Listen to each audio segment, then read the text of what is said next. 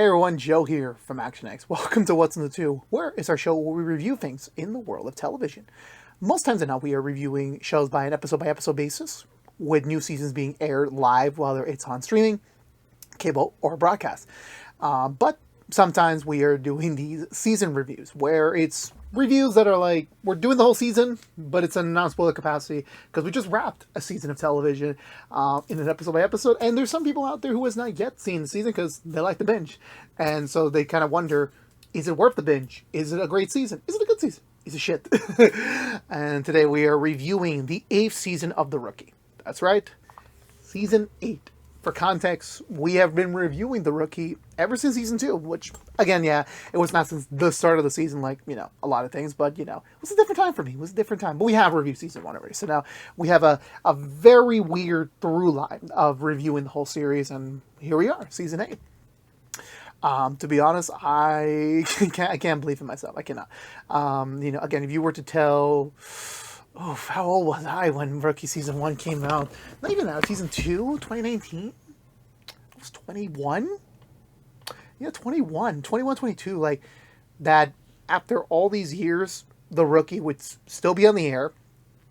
It would still be going. And the fact that, again, that I'm still reviewing it. This is like the most relationship to a franchise I have been since Total Drama. And... to go into the point, and I'm surprised, again, when it comes to most shows, when you get to, that season 6, 7, 8 territory, you start to simmer a bit in terms of, the quality. It's like, once you hit, 5 is, the magic number. It's like, 5 is, kind of, the peak. You told the story for around half a decade. Normally, nowadays, it extends for that, with some seasons being bi-yearly. But with Rookie, it's a yearly show. So, again, 8 years, 8 seasons. So it kind of just goes to the point of even other, for me, with Grey's Anatomy, for example, I think that's the most recent example that I can remember is after season 6, I clocked out. I'm just going through the motions here. I'm just like, you cannot tell, I could not tell you a single thing from that. But with The Rookie specifically, not only just because I had to review it, it's I could tell you a good amount of detail of things that have happened between 6 and 7 and now, no pun intended, and now 8. Which one now going to the basis of it, and just for context, this is a non-spoiler review. We are not spoiling anything beyond the premiere. So if you have yet to watch season 8, of course, which is what this video is made to do, you'll be good. So just with that being said, for the Rookie specifically, I find this season in the generalness, not going into too specifics yet, I think it's a good season of The Rookie. With that being said, though, I don't quite think it reaches that top 3 for me. It doesn't. And I'm not saying it as a bad thing. I'm not. It's just, it's like the MCU in a way. The more installments you have, it's not that, if it's not in your top 10, it doesn't mean it's a bad thing. It just means there's just so much already that it's really hard to kind of, tell that. Where for me, there is a kind of there's a straight through line from episode 1 of the season all the way to episode 18. There is a story. And, there is a lot of episodes in between that kind of we deviate from it. Because it's a broadcast season. You're not going to focus every single episode normally on the same story. Some will, yes, but not everything. This being a procedural light series, which it's not a procedural, but it is inspired by procedural. So you're not bound by traditional drama television story. You're able to kind of make some variations to that. And, now going into an 8th season, they know what they're doing. They know exactly what makes the show work and what you do to kind of impress the audience, both old-comers such as myself and newcomers, which, again, in the age of TikTok, which the show blew up after season 6, the TikTok, era of The Rookie has made it so enormous that, it's basically kind of essentially almost signed the deal for The Rookie to go into that decade territory. It's become notice of what makes the show work and what do we need to do to continue to make it work for the audience watching it on the different mediums that you are watching it. And with that being said, again, for me personally speaking, I still think that this was still a good season of The Rookie. I still enjoyed my time with it, and I enjoyed the story they were trying to tell with it. I will be remiss to say that, there's a bit of a decline, but not in the way you think. It's not like reviewing all 18 episodes have given me, again, like I always say like this. When I review things episode by episode, I'm reviewing each episode individually. I don't review it as a season. Like, we're not building to a season. We are building to a season review, but we're not building it like there's a through line. That's like for our definitive season reviews down the road. This is more like we kind of reverse back. The season reviews tell me the story, like the whole story. What does the whole season have in store? Both from an independent nature and then from a coherent nature. From an independent nature, there was a lot of standout episodes to think of this season. The zombie episode, which I kind of mildly spoiled. I'm sorry, that was the first thing I thought of. There we do have our traditional documentary episode, which continues to evolve as we progress through the seasons, and I believe there were. I don't want to spoil it. There's one episode that kind of gives me. What was that one episode? I already forgot the illusion I could do without spoiling it. But there's episodes that do stand out, including the premiere, which being the first real international set episode of the show. They actually went on location to a whole nother country to shoot it. Was, I think, one of the biggest feats that a TV broadcast show can do. So this season is like build up of such great episodes, some good episodes, and then but like when you combine it all together, it kind of like it goes straight and then it deviates, but not in the way you expect. And then when you kind of loop back around, it kind of makes you wonder, did it really have any substance? And I very much look forward to this. Will if I'm making my predictions correctly, when we get to season number 12, hypothetically, when we come back around here, I would love to burst the lid on it, but this is a non-spoiler review, so I can't give away too much. But for me personally, yeah, it's not in my top 3, and even I have question marks of like, where does it fit, like, in the definitive rankings, when we come back to it down the road, I don't know. This is one of those things where, like, it's definitely not in my top 3 seasons of all time for The Rookie.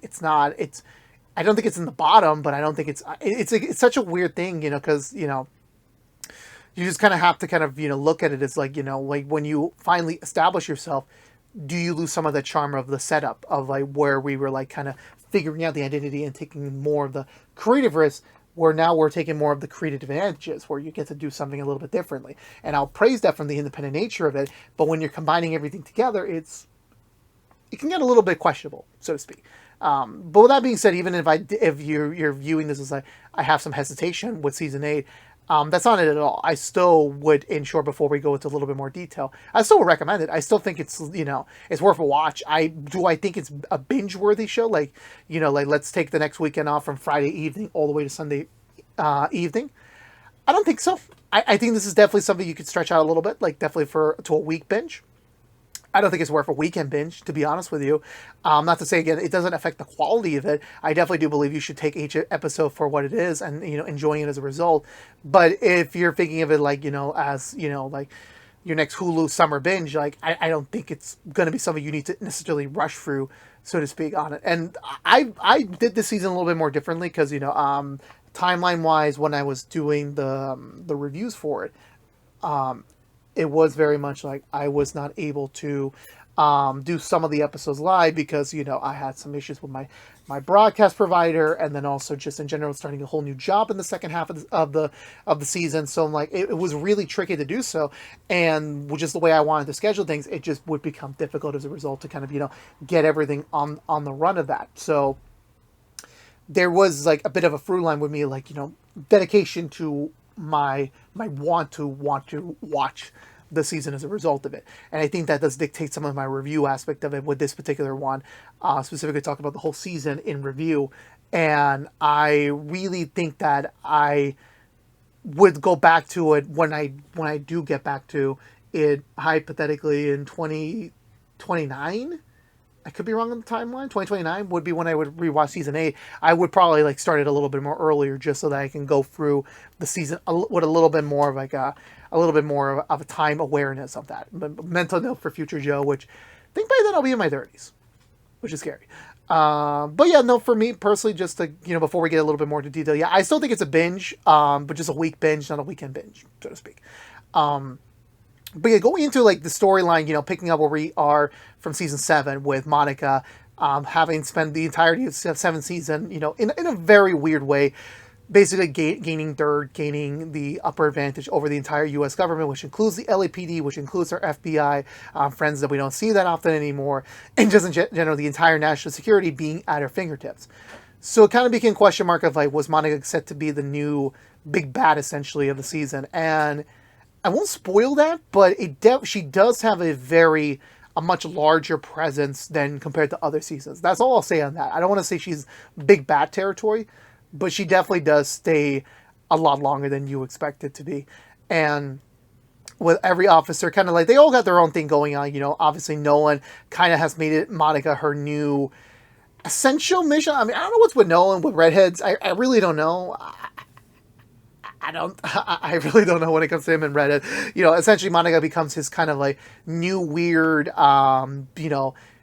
direct big bad this season, in a way, even though technically it was Wesley and Lopez in a way first, but it is what it is. Nolan has a habit of taking things for himself, at times. And, besides that, obviously every officer is just kind of, thinking about, moving forward in their thing. And I think that's the theme for this season that I noticed is the aspect of moving forward to that next stage. There's always hesitation with, trying to make a change for your life. Trust me, I've lived through a lot of it in the last year, personally speaking. So I think this season is very timely for me as a person.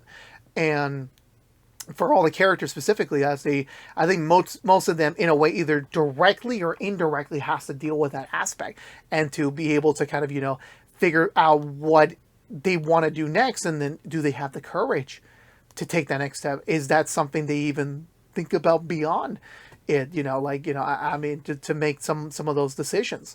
It really is a bit of a scary one, so to speak. But again, when it comes to the larger story of it, Monica's through line from episode 1 to the very end of the season is very much of a, it brings new attention. It brings new interesting people, old people we know and new people we know, to the fold, in order for our Mid-Wilshire crew to kind of really see the larger intensity of the world, and also just how the hub is for LA, so to speak. But going into our characters, and I will say this, this season, for me, it feels like, I always say this, is like, there's always a through line connection between what I reviewed previously. I reviewed Definitive Season 4 before Season 8. So me looking at some of the things they do make a couple of callbacks to Season 4 a lot, when I was starting the season. So not to give too much away about it, but with that being said, this season is more about kind of giving fans what they want, essentially. But in the way of like, not too large of it. It definitely begins to take advantage of the larger scope of its popularity now. And there's a couple of things I was like supremely surprised by. Supremely, which I can't wait to talk about it someday in the future. But there were some choices they made in terms of like casting and in terms of bringing people along. It was really, really cool to see. And obviously, when you're dedicating more of your storylines to the primary cast itself, I think it works for the betterment. And then sometimes I'm like, you know what, this would have been better with like this involvement or this involvement. But definitely, it feels more like they're establishing new quotas in terms of keep bringing in new people that will most likely be around when we come back to season 9 and beyond. Rather than it feels like we're just getting a little bit farther away from some of the OG aspects that made the series work. And that's just going to be the one downside when you have a long-running television show. You always assume like new is better, and the old will come back around when an opportunity presents itself for nostalgia bait, which I do imagine season 9 will probably do a little bit as we approach that also special 10-year mark, which still technically will be in season 10 and 11, but 9 is like, well, you're almost to 10, so you could start doing those like very early celebration aspects of it. But with that being said, going into the characters specifically for the season in terms of their journey and whatsoever, I was a huge fan of, he's not part of the main cast, but I just love talking about him. Guards up from Feds. I think he's been I mean, like, look, for me, I'm a big Simone fan. I miss her incredibly. I'm very happy with the actress, Nancy Bash, with her success right now. I think I said this before, she won an Emmy after Feds got canceled. She's putting in the work elsewhere. Like, I would love her to come back. I'm always going to be the supporter of her on Feds and whatever she does. But Garza being here is like, was so lovely. And then having him and going into Gray, setting up in the premise of season 8 is that the FBI is going to be working more closely with the LAPD now, with Monica essentially making a deal with the national security where, like, I want immunity, I want money, but I will give you what you want when it comes to the criminal enterprises that I'm aware of to get them off your radar. So him being more involved this season, having essentially, essentially he is recurring at this in this point in the show.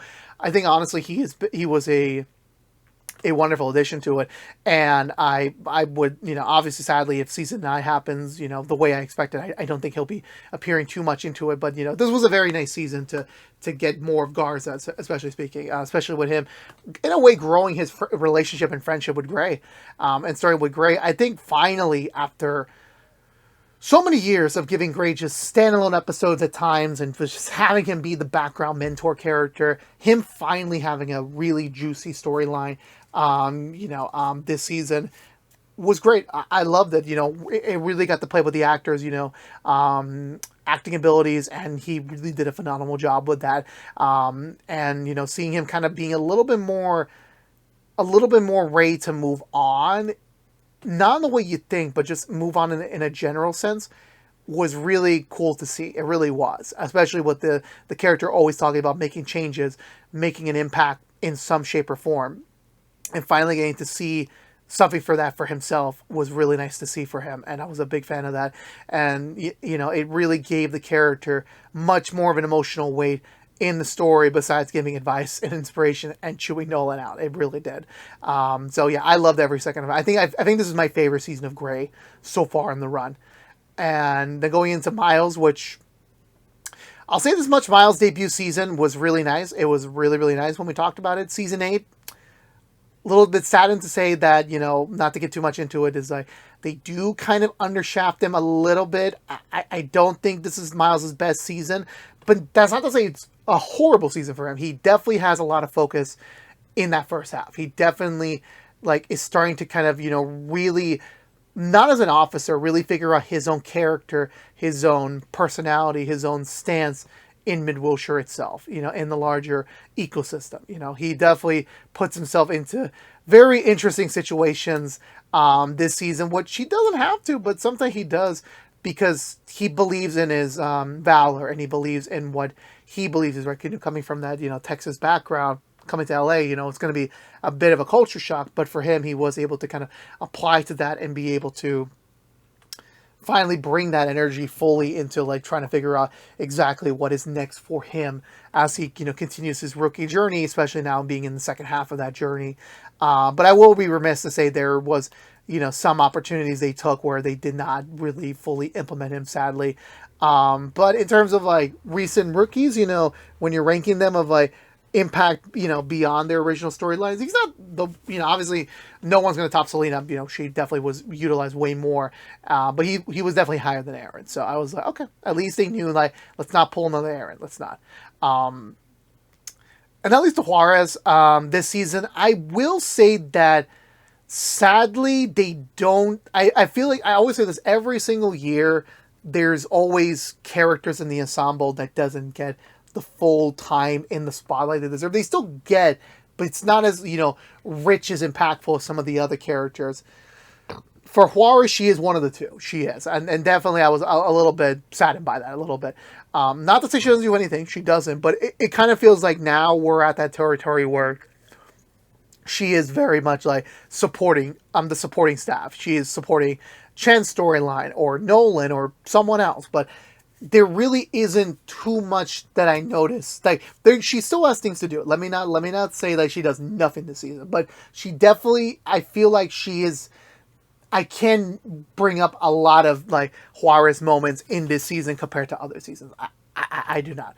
And, and she's still going through the journey of her being a P2, and we only get hints of what could potentially be beyond for her at the very end of it. But it definitely feels like this was a season of I relate to more like your job. Like, you have your beginning period where you're really getting used to the job. You need to find your footing. You need to find your sense of purpose. And then once you kind of are stable in it, you're kind of doing the same old, while having those special situations when you're just participating in. I feel like that is the point in her career right now, with everything, having finished her rookie training last season and then kind of going into that first steps of being independent in her job. We're just now kind of in the middle of that. And, that it was going to happen at some point. It just, sadly, it kind of felt a little bit more obvious. She was still on screen more often than Miles, frankly speaking.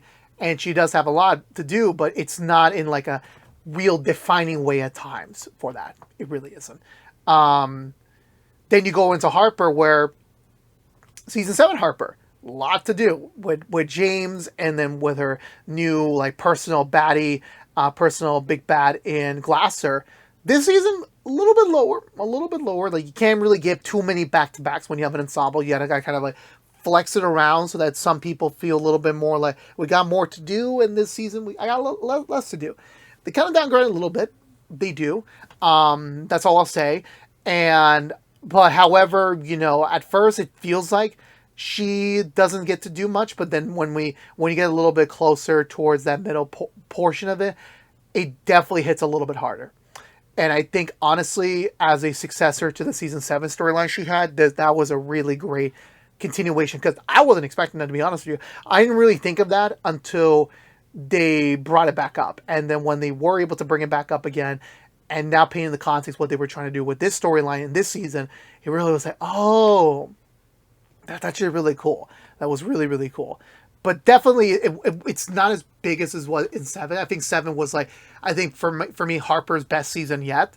After her debut season, this felt more like a great follow-up. It's not a perfect follow-up, but it's a great follow-up, and it should be deserved as that. Wesley really got bumped up. I've made jokes Wesley has always been to be fair, it continues this season where there are moments where Wesley feels like a fish out of water here. I'm thinking to myself, why is Wesley here? This would be if you're really saving on the budget, this would be a perfect episode to not put Wesley in. But they do make it work, and they finally gave him a really big storyline this season. That's not Monica related. He's definitely doing his own thing with his own arrival. Let's just kind of allude to it. It definitely it's an ember picking up from the end of season 7. Where I can say where after his boss essentially dropped out of the DA race. You can apply what I mean, but definitely it is a very interesting angle for him, to kind of delve into that world and realize how much attention you can get when you put yourself at the center of attention, which I don't think is something he's quite frankly used to. And just with his usual personality, it definitely puts him in some very uncomfortable corners, which I will give shout outs to the actor for, being in those this season and really bringing those out. So definitely it is one for the record books. And I will say wholeheartedly, this is probably Wesley's best season ever. Quite frankly, to put him in that center position was a smart move. It really, really was. And it was finally a little bit overdue for that. But there were still episodes I felt you didn't need to be there. We could have saved money on the budget on there. Bailey. Yes, I have a little bit of a say. If you, this is a non-spoiler review. This season for her, it becomes a little questionable, her purpose. This is one of those character sections I am going to talk a lot about when we do our definitive review in a few years from now. But for the time being, I will say of all the characters in the season, I feel like her story this year is perplexing. I feel like depending on the person you talk to, you will get different responses and different reactions to it. For me, what I will enable to say from a non-spoiler capacity is that this is one that I feel like was not exactly... It didn't really do too much in the grand scheme of things. It didn't. I felt like it was something that we just need to kind of like, I akin to it like anime filler from the days of old, where anime would kind of like run out of chapters to adapt, or we're getting too close to it, so they do something around it to kind of buy some time to give time periods away from the main storyline for them to follow. That's kind of what it felt like there. That's the most I'm able to allude to it. And arguably, it kind of like, I don't like to follow the mass opinion. I don't like reading that. I respect people's opinion. I want to hear your opinion, but I never want to be a follower on it. I want to be able to kind of like view the thing for myself and kind of absorb it. And it was one of those rare cases where like, I kind of agree with them. I really, really do. And if you are on Twitter, if you already know what I'm talking about, you know what I'm talking about. But it's one of those things that first I was kind of like, trust the writers. And then this was one of those rare times where I kind of felt like it wasn't really necessary, if that makes sense of it. I'm not trying to speak ill will on the character's purpose, because I know that it does happen at times. We have touched upon the topic similarly in earlier seasons of The Rookie, but definitely the way they pitch this one is really it's a very confusing thing for a little bit. And again, this is one of those things where like that's the limitation with a spoiler-free review. I can't really speak about it too much to it, but definitely Bailey's placement in the team in the cast this season, it kind of puts a question mark on a lot of fans' opinions of her. That's all I will say on that one. Moving into Lopez, where I said it before with Juarez, she's one of the two characters I think for this season. She definitely got a little underserved. I really cannot think of too much outstanding moments for Lopez this season where it's not related to another person's storyline. Being Bradford's like wing woman in the premiere when it comes to his goal to get Lucy back, was very noted. Her supporting Wesley for his storyline, Harper for her storyline. Like it just kind of feels like we're not really like she is really going for the motions with everyone else, but I don't really feel like she had anything outstanding for her own self to kind of go for this season. And again, it's going to happen when it comes to ensemble shows. You're not going to get, not every season is going to be your master storyline. You're going to have periods where like, you're kind of like, you read your script and I'm like, okay, I'm just here. I'm going to react. I'm going to participate. I'm going to help. But in terms of something that's like really impactful, nothing comes to mind to it, to be honest with you, when it comes to that specific branch of it. Not to say she doesn't do anything as well, same with Juarez. It definitely, but it doesn't give me anything to like remember her in this season by, to be honest with you on that. So I don't really have much to say on that. Moving into, I believe, are we up to them yet? I don't want to miss anyone specific. That's the thing with such a large cast. It's like I kind of have to take a second to like really remember everyone that's in the cast. Chen and Bradford, the Chenfords, yes, this was the season. Yes. This was them at peak. This was peak them. And this season I saw was catering to a lot of Chenford fans. Honestly, I think, yeah, it was time. It was time for them to get their just dues, to get their flowers. And arguably, yeah, this is a culmination moment for both Bradford and Chen. Honestly, it feels more like, for them this season, for both of them, they're both interchangeable, where they've reached the next stages of their career. They finally reached the personal perfection point with their personal relationship in their lives. And arguably, this is, I think, some of the most wholehearted development for both of them so far since the earlier seasons. It paid off. There was a payoff to everything that the writers have done in earlier seasons. And as a result, to finally enjoy the fruits and the labor of it was very sweet to see for them. It really was. Both of them have outstanding storylines independently, and then having each other to depend on was, I think, like, again, it was kind of like a full circle moment. If you've been watching since season 1 all the way to now, you're like, wow, I never would have anticipated that. And the way their storyline ends this season is very sweet, very touching, and obviously, very suspenseful, if you know what I mean. But arguably for them, they grew up a lot. They really, really did, especially for Bradford. Like, shout out to Eric Winter, who has turned the character in a 180 turn. And, I think that deserves flowers on his own. And same for Chen, paying all of her dues, everything that we saw her go through in those earlier seasons now, being at a very comfortable, the patience is a virtue, and this was the payment for them. This very, very, very was. And my boy Nolan, number 1, Nathan Fillion, number 1, the call sheet. I will say for this season, he goes for the ringer in a way that I feel like I guess a lot of husbands would go through. I can't speak for any other husbands. I'm not married yet, to be honest with you. I have a ring on my finger, but it's a promise ring. But I do have plans to get married in the future, very soon. Soon. I mean, I don't know. I don't know what to say. I don't know what to say. Yeah, I don't know exactly how how the husbands deal with it. But like, there are moments where, like, I guess I assume, I don't know, that you kind of get thrown in the ringer of, like, questionability, because at least as the modern day trope of, like, both partners in a relationship should be allowed to explore what they want. He does kind of get pushed through a lot, and I felt for Nolan this season. I really, really did. Because when I was giving my predictions for season 8, I was not expecting Nolan to go into certain things that he was going to go through this season. Not on my chalk list. And arguably, I was like, man, I want to be there and give you a hug. I want to give you a hug, because, like, you go through it. You go through it. You had a lot of reasons to get your thoughts out, but you didn't. You were the bigger man. When arguably you could have said your piece and been done with it, but I give you your flowers on that. I really, really do. And yeah, but in terms of his career, like, it also puts into perspective again, like, the reminder of, like, how far Nolan has come in his journey. There's a couple moments this season where we kind of are reminded of, like, how far we've been in the show and how far we've come since episode 1, and for Nolan specifically, again, him being the titular character, it's felt, and it's, we see it and we're like, yes, man, you've come a long way, but remember what you did. Remember, don't forget what you did. Never forget that.